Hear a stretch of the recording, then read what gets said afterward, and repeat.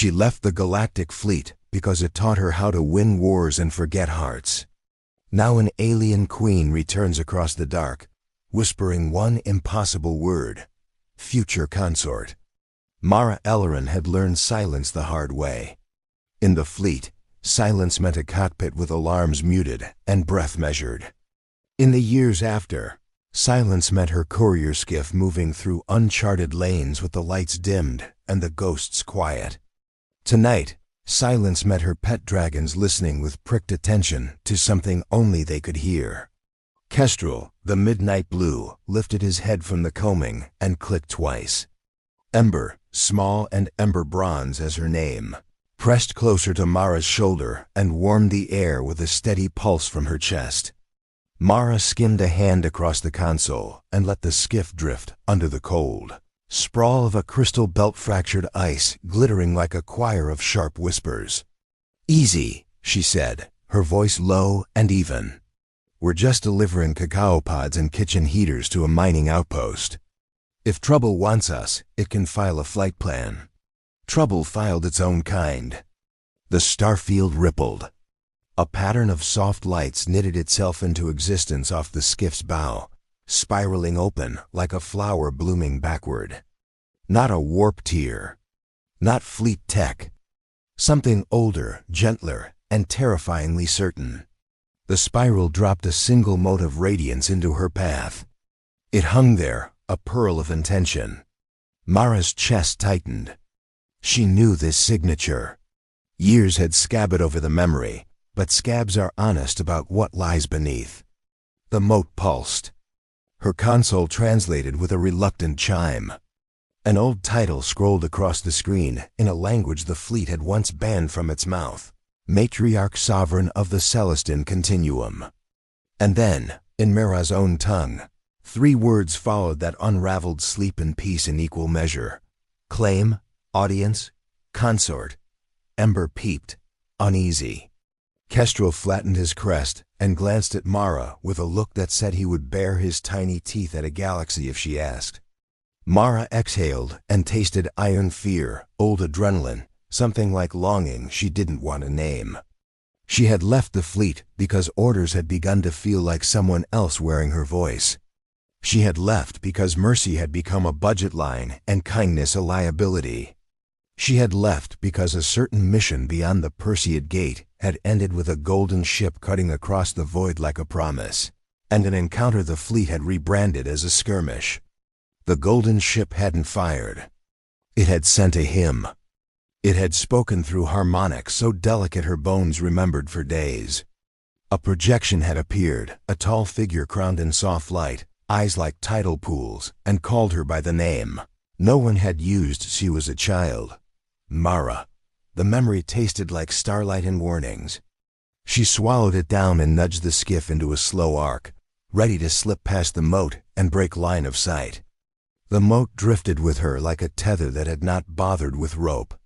"Not tonight," Mara murmured. "Find another witness." The moat answered by blossoming into a gate. The skiff's sensors barely twitched.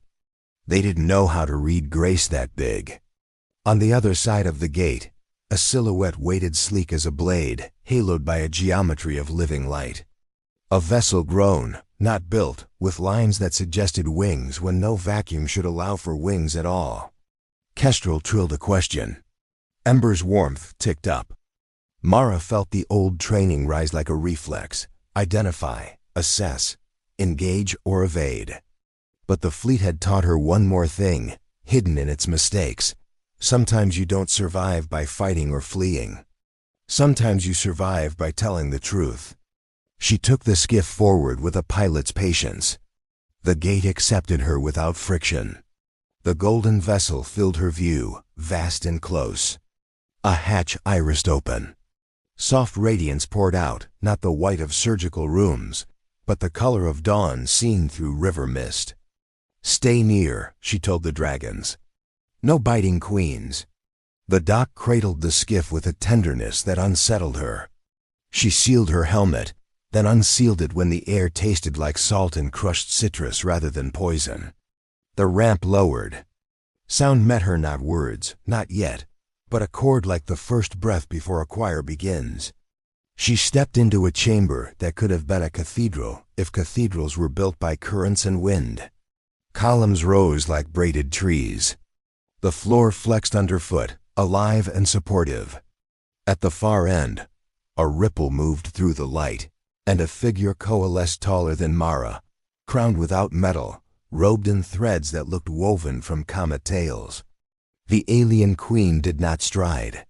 She arrived, the way tide arrives, entirely itself, indifferent to resistance and yet tender with the shore.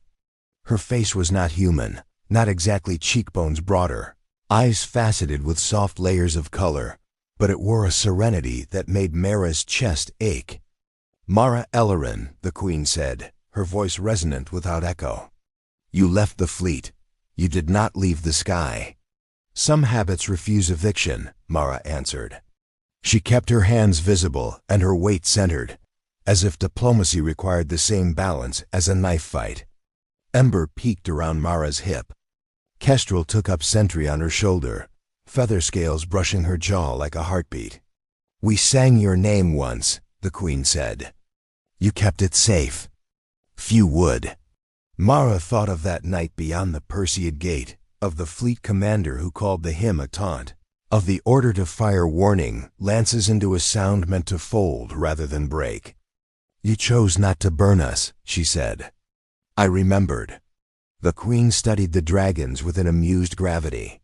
Ember's chest glowed brighter in reflex. Kestrel whistled in a key that seemed to please the room itself. "We marked your refusal to obey fear," the queen said. Her head tilted. "You ask why I have called you now." "I do," Mara said, though the answer waited beneath her skin like electricity. The queen lifted her hand. Light drifted from her palm and formed the map stars threaded on lines like beads on harp strings. The map bent around a blue-white system near the ragged lanes where law went to lie. A whisper of notation brushed Mara's eyes.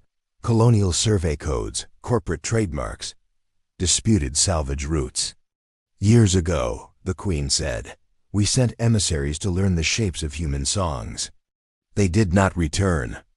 We heard silence where their voices should have risen. We followed that silence and found you. We see the way your kind paints conquest and calls it necessary. We also see the way your kind makes room for strangers at a narrow table." Mara rolled her shoulders. The map's lines moved with her, respectful as a dancer. "You want my help. I want your witness," the queen said. "And something more. Human corridors shut for warships. They open for couriers and storytellers. You are both. You are also the only pilot who answered our first song with a still hand." The queen paused, and the room seemed to hold its breath with her. "I do not take consorts to own them, Mara. I name consorts to bind our fates with vows we cannot break without breaking ourselves. I ask you to stand with me where your fleet taught you to stand alone.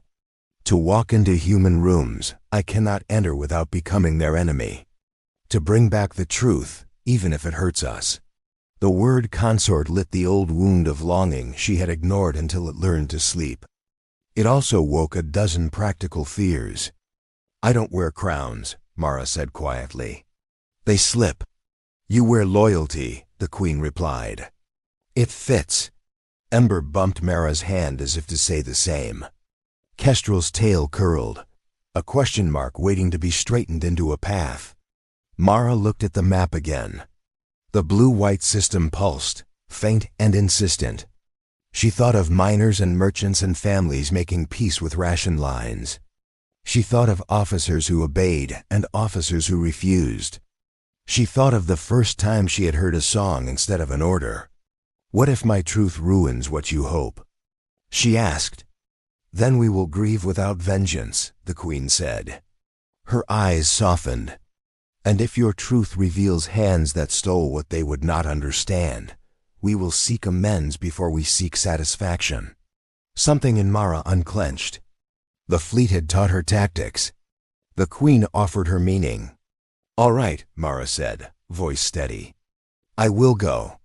The Queen exhaled an almost human relief that felt like sunlight on water. "Then take our tender," she said. "It will open our gates and close where danger follows. My envoys will not shadow you. Your choices must be your own, or your answers will be suspect." The chamber's far wall parted with a sigh. A sleek vessel butted, pedaled, and settled a ship the size of a small apartment, lines elegant and alive. Symbols flowed along its flank in slow cadence, a language of promises. The Queen stepped closer, and for a heartbeat they stood less sovereign and subject than two travelers sharing a map no one else wanted to read.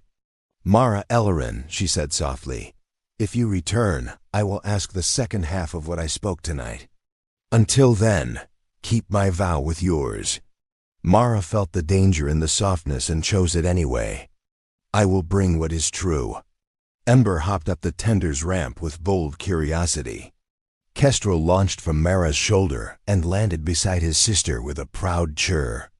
Mara turned once more toward the Queen. "Future consort," the Queen said, tasting the title as if it were both question and answer. "Go with courage." Mara boarded, and the tender answered her presence with a hush like the inside of a seashell. As the ramp sealed, the map resolved into a heading. The skiff detached, slid through the golden ship's living throat, and met the starfield again, wider, darker, full of doors. Kestrel settled near the forward pane. Ember curled at Mara's boot, warm as a hearth in winter.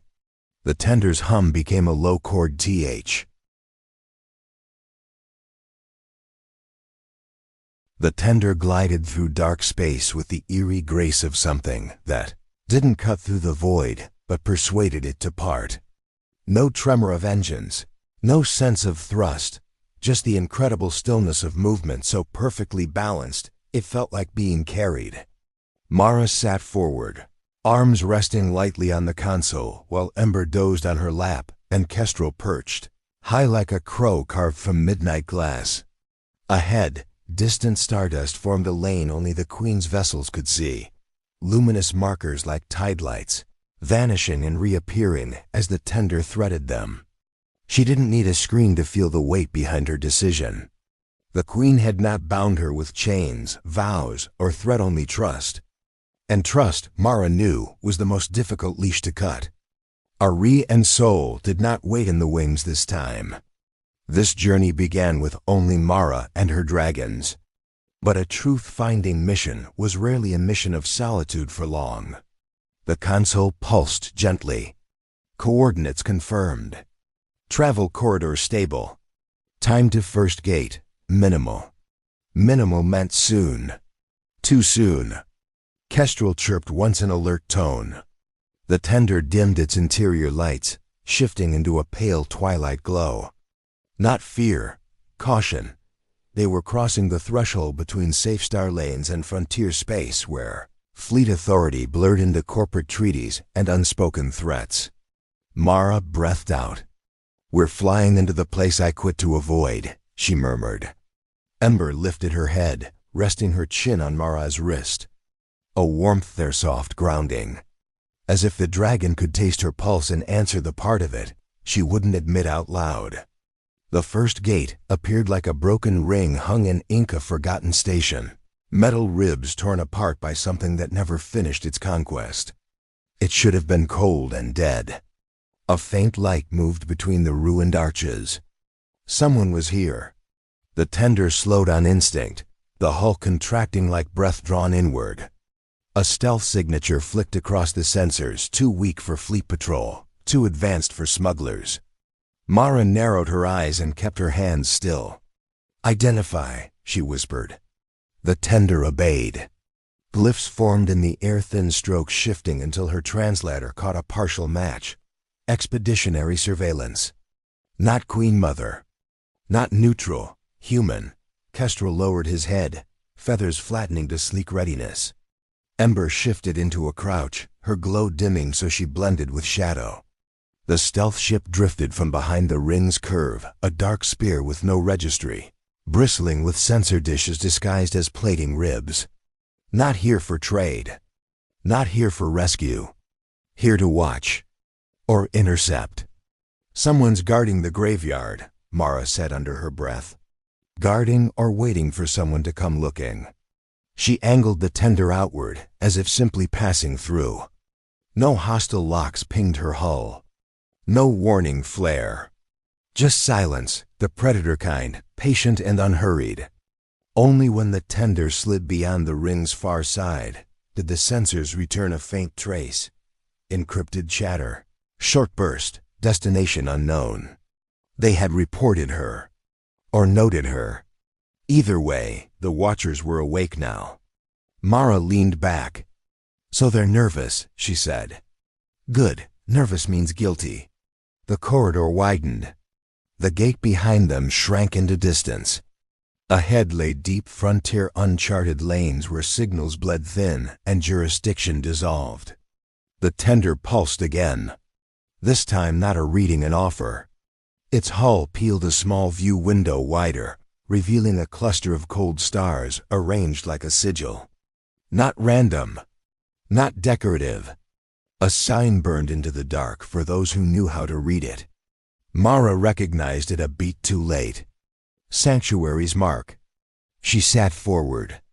The emissaries tried to leave a trail, she murmured. They wanted to be found.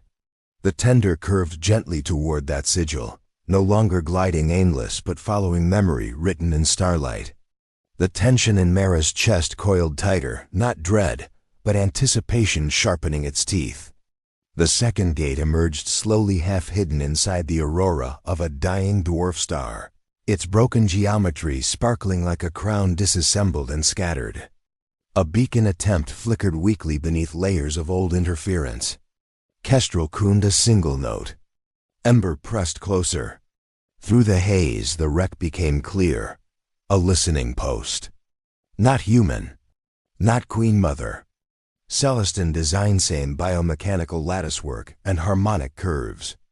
It was not destroyed in battle. It was emptied. The kind of emptiness that screamed evacuation under duress. Mara brought the tender into a slow drift orbit. The structure hung dead, but not lifeless, just waiting for hands that still knew its name. The tender's hull thrummed softly. It wanted to dock.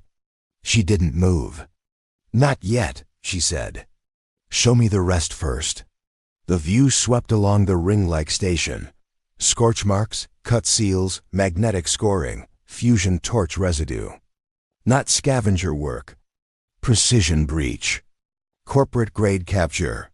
Fleet protocol. Mara's jaw locked. They lied, she whispered. They didn't encounter a threat. They took a facility. A memory from the Queen's words echoed. If humanity feared what it could not own. The last of the orbit revealed a second scar one that twisted Mara's gut. A tether docking arm torn free from the main spine. Tow cables severed. The atmospheric shell around the lower module cracked outward rather than inward. Something escaped. Or someone. Then they ran, Mara said. They fled before the post was stripped. The dragons watched her, a mirror of waiting. She finally eased the tender toward the outer hull. Magnetic anchors kissed the docking seam. As the airlock prepared to cycle, Mara rested a hand over Ember and Kestrel both. This is no longer reconnaissance, she said softly. This is evidence. The tender opened its hatch. The darkness beyond was not lifeless. It was holding its breath. Mara stepped inside. A single lingering echo waited in the metal corridors, quiet as prayer and sharp as prophecy. She had not come to learn what happened. She had come to learn who lived through it. The corridor swallowed her steps like a cathedral, ashamed of its own echoes. The walls still held faint, pearled glow lines alive, but starved of purpose. The dragons moved as extensions of instinct, Kestrel scouting in careful arcs, Ember padding near Mara's heel with her low warmth flattening the cold. This place had not died. It had held its breath long enough for someone to return. The air carried no scent of rot, no debris from firefights. Only one truth clung to the walls. This station had been taken, not broken. Mara traced a gloved hand across a hatch panel. It responded with a dim harmonic tremor, like a tuning fork remembering a song. "They didn't shut you down," she murmured. "They silenced you." Deeper within, the corridor widened into a chamber of carved-in crescents: observation gallery, teaching hall, sanctuary. Her breath hitched. On the far wall, a faint scrawl of bioluminescence glimmered in a pattern she almost recognized. Ember padded closer. Kestrel climbed the curved railing and tipped his head as the light brightened. A coded plea, written by a hand too small for command glyph's childlike strokes, but precise. A pattern meaning not gone, taken, witness remains. A child had survived here, or hid, or fled. Mara inhaled slowly, so someone watched the fall. The rails near the wall had grooves not carved by tools, dragged, gouged. Something or someone had resisted removal, not a battle. A tethering. A last grasp. She moved onward. At the next chamber, the story deepened. Empty containment pods. Not broken, not abandoned unlatched, as though someone had freed those trapped inside. Beside one pod, a crystalline shard lay on the floor, cracked from stress. Mara crouched, lifted it gently. The shard sparked and released a sliver of memory, muddled, half-formed, like a reflection in rainwater. Voices, running feet. A warning tone, a hatch ceiling. A name whispered like shield or prayer. Valen. The Queen had not spoken that name.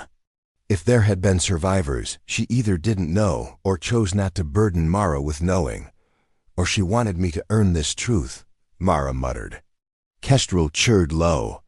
Ahead, a sealed iris door flickered to semi-active status when Mara approached. The tender's presence must have re-enabled its permissions. The door parted, reluctantly, as if bracing her for what lay beyond. The inner hall was colder, not from temperature, but from interruption. Tools lay scattered where research had halted mid-breath. Resonance harps unused. Radiant chambers dimmed, their symphonics dormant. A home emptied before grief could catch up. But not abandoned. A faint rhythmic pulse throbbed through the floor. Not mechanical, biological, not a corpse. A tether. "Something is still linked here," Mara said. She followed the tremor down a sloping ramp until she reached a smaller secondary dock. The doors had been forced, not by humans. This breach looked internal, born from desperation. And through that split, half concealed by shadow, was an escape pod, organic lattice fractured, outer cradle webbed with stress markings. Someone had launched it early, rushed, half-grown transport heart still faintly alive, leaking weak resonance like a fading beacon. Mara stepped closer. The pod recognized her presence. A trembling glow crawled along its torn surface, pleading, weak, insistent. Ember pressed her snout to it. Kestrel rested a clawed hand atop the cracked shell. The pod spasmed, releasing a puff of preserved breath. Not random, a signature. A message encoded in dying bone. 2 escaped. 1 stayed. Taken toward the western spiral. Not by fleet, but by human mercantile custody. Mercantile. Not military. Not intelligence. Corporate. Mara's throat hardened.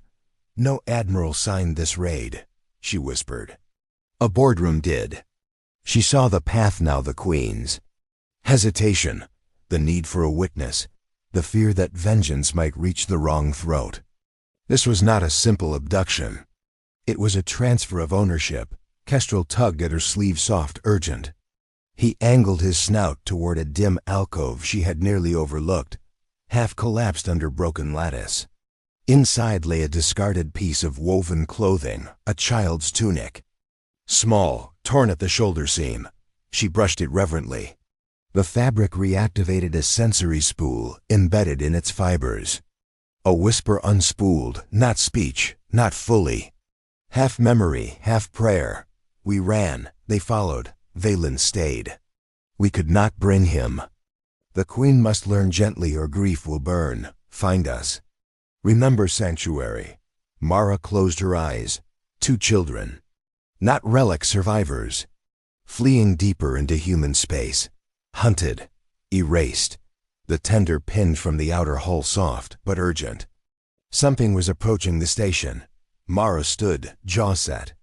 We are not alone anymore. The dragons went silent hunter still. Mara ascended the ramp quickly and crossed back through the breathing corridors until the outer docking ring came into view. The tender dimmed its running lights and constricted like a waiting animal. Through the viewport, a silhouette slid from the dark, sleek, sharp, quiet. The stealth ship had returned. This time it did not hide behind the ruin. It prowled. Not random. Not curious, tracking. They hadn't simply noted her presence earlier. They had reported it. And someone with deeper authority had decided to come claim the silence. Mara's pulse steadied.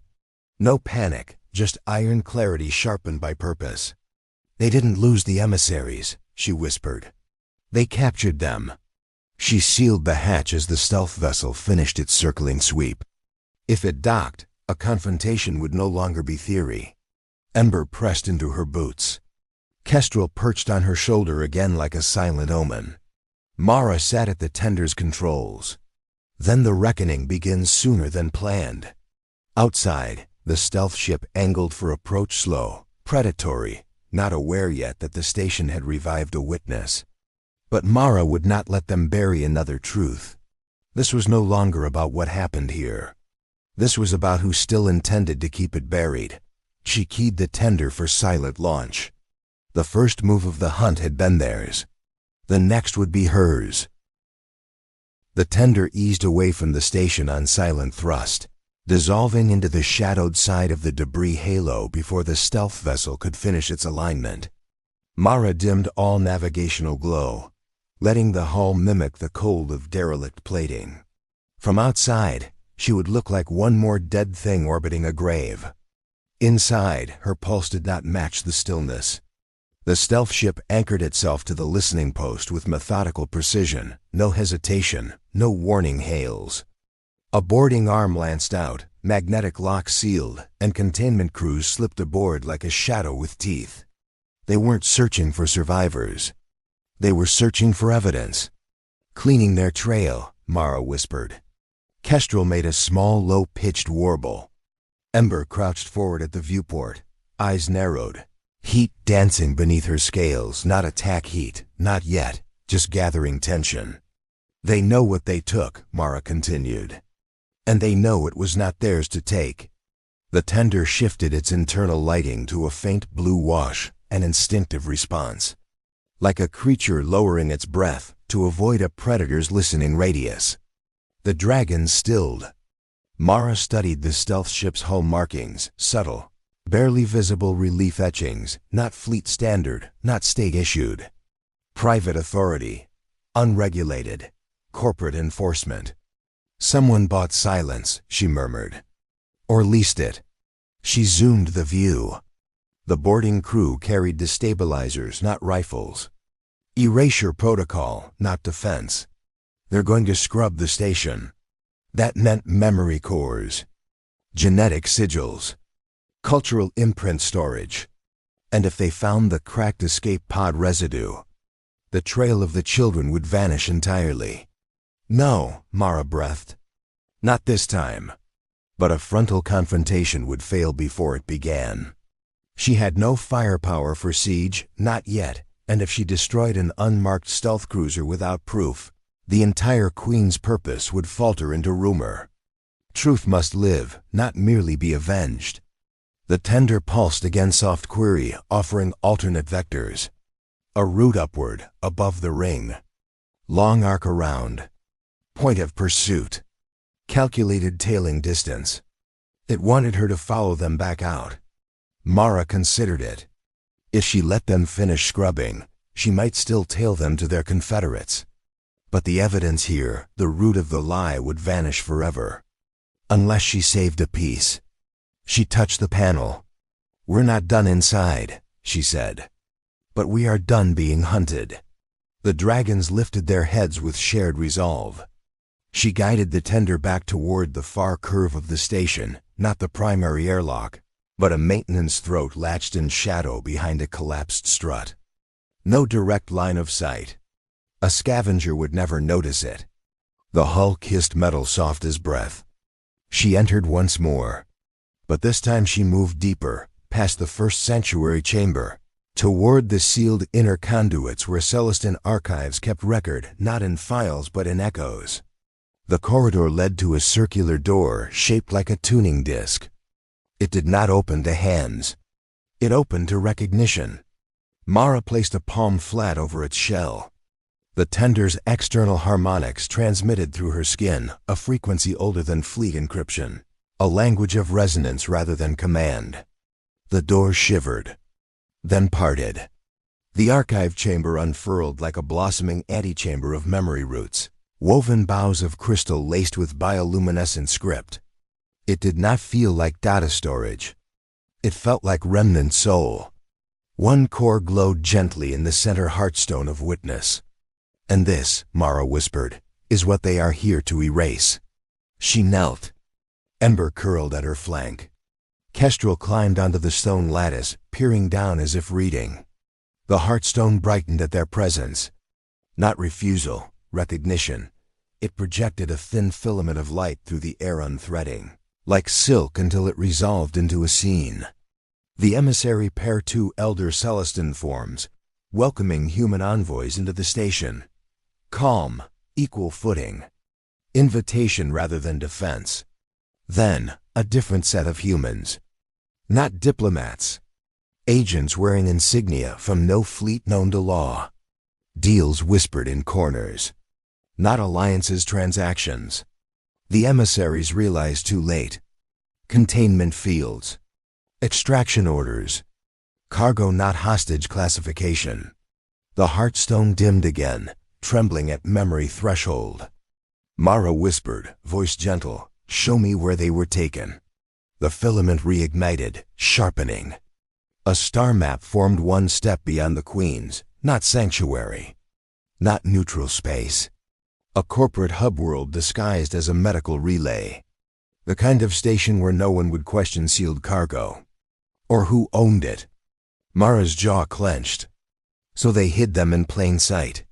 The dragons gave soft, grim acknowledgement. Thunderless footsteps above the stealth crew moving closer. Time thinning. She pressed two fingers to the heartstone. "I carry you now," she said. The core pulsed once. Then delicate, trusting, it released a splinter copy of itself into her glove, shrinking into a shard of living crystal shaped by permission. Now the truth could not be erased. Even if the station burned. Mara stood. The dragons followed. A hiss in the corridor. Approaching boots. The stealth squad had finished their first sweep. They were coming for the archive next. Mara sealed her helmet visor not for air, but anonymity. "Come," she murmured.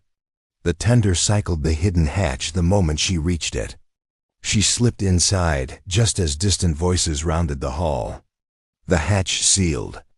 The tender peeled away. No signature. No light. No trace. The stealth ship remained unaware, still believing it had arrived in time. It had not. As the tender drifted outward, Kestrel crawled into her lap, pressing his crest to her chest. Ember curled around her boots again, humming like a hearth given purpose. "They didn't kill them," Mara whispered. "They relocated them." And relocation was a prelude to possession. She watched from shadow as the stealth ship tore into the archive corridor, too late, too empty. "They think truth dies by burying," she said, low and certain. No. Her eyes hardened. Truth lives by being carried. The tender's guidance chart shifted now, holding a second route, pulsing toward the hidden corporate hub. The hunt was no longer passive. Now she had direction. Now she had proof. And soon she would have names. The tender slipped free of the ruin's shadow with the quiet determination of something that, had seen enough to stop waiting and start choosing. Behind them, the stealth ship continued its purge of the listening post, carving away history with surgical arrogance. Mara no longer watched it. She had already taken what mattered. The shard of witness warm now from her pulse rested against her chest, inside a secure fold of her suit. It did not glow outwardly. It glowed inward, as if aligning heartbeat to memory. Kestrel stayed on the dashboard, tail coiled neatly, gaze pinned to the distant stars ahead. Ember hovered beside Mara's boot, still restless with second-hand fury. "They're going to believe they won," Mara said. "They'll scrub every trace and log a silent triumph." She tilted the tender into a long arc that kept her well beyond sensor cone range. "Let them." She exhaled. "They're burying a field they don't realize already sprouted." The tender projected a now complete star path. The corporate hub the emissaries had been rerouted to wasn't merely hidden, it was disguised. Registered as a humanitarian relay. A logistics depot. Harmless on paper. Forgettable in map chatter. The kind of station people looked directly at and never saw. Mara understood the tactic. The fleet had done the same once before she walked away. "What you can't stomach the sunlight for," she murmured, "you hide behind charity." A soft chime signaled the first acceleration burn. Distance distorted. The stars stretched thin. The tender glided into corridor fold, folding distance like cloth. Navigation pinned their course toward the western spiral. Habit told Mara to stay cold, quiet, invisible. Conscience did not. She reached toward the console and keyed a pulse, not a broadcast. A summons. The dragons perked instantly. A quiet resonance spilled from the hull, a tone meant not for humans, but for Celestin ears across unfathomable distance. A heartbeat of truth, launched like a flare no enemy could interpret. It did not call for rescue. It announced witness secured. Proof carried. Proceeding. A reply came almost immediately, not spoken, not visual. Felt. A tidal recognition in the bones. "We hear you. Do not turn back," not the Queen, though her grace hummed at its edge. This voice was someone nearer the threshold of grief. Veylm. Alive. Awake. Listening. Now Mara closed her eyes briefly. Then we are not alone after all. The tender pierced the corridor path. Space rippled wide, stars sharpening again. Ahead, a corporate-controlled trade shell glittered like innocent infrastructure. Decorative solar sails. Docking rings busy with automated skiffs. Polite, soulless perfection. A lie wearing etiquette. The tender dimmed its ident beacon and drifted, wide on a passive approach vector. Cloaked by subtle resonance rather than stealth tech. They hide living people, Mara said under her breath, and call it medical custody. They call cultures assets. Ember's throat flickered hotter. Even Kestrel, usually patient, flexed his claws against the display glass. "Not yet," Mara murmured. "We don't hit the door before we know who's holding the keys." The console displayed docking tiers. Layered like petals, an upper ring for neutral diplomats, a middle ring for supply carriers, and a sealed inner ring for secured research. The emissaries were not. Guess. They were inventory. She marked the ring. The tender gave a soft chirp of readiness. Signal. Mara leaned back in her seat and drew one long breath through her teeth. First rule of freeing the truth, she said quietly. Kestrel flicked an ear toward her. "You never show up as a thief. You show up as someone who came to ask a question no one expects you to survive."